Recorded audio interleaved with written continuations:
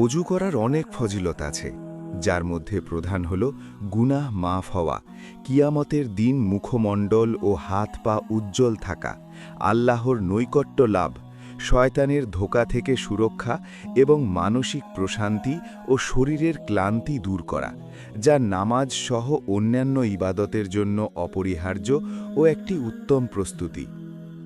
আধ্যাত্মিক ও ইবাদত সম্পর্কিত ফজিলত। গুনাহ মাফ। সঠিকভাবে অজু করলে শরীরের অঙ্গপ্রত্যঙ্গ ধোয়ার সাথে সাথে ছোটখাটো গুনাহ মাফ হয়ে যায়, এমনকি নখের নিচ থেকেও গুনাহ ঝরে পড়ে।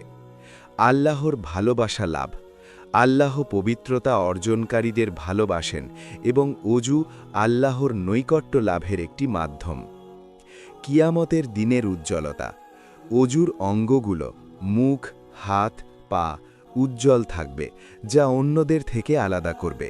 শয়তানের প্রভাব থেকে মুক্তি। সর্বদা অজুর সাথে থাকলে এবং অজু অবস্থায় ঘুমালে শয়তান প্রভাব বিস্তার করতে পারে না।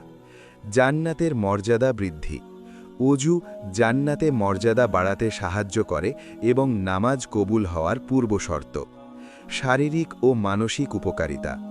মনকে সতেজ রাখা। অজু শরীরের ক্লান্তি দূর করে এবং মনকে সতেজ ও ফুরফুরে রাখে। রাগ নিয়ন্ত্রণ। রাগের সময় অজু করলে রাগ নিয়ন্ত্রণে আসে এবং মানসিক প্রশান্তি লাভ হয়। স্বাস্থ্যগত উপকারিতা।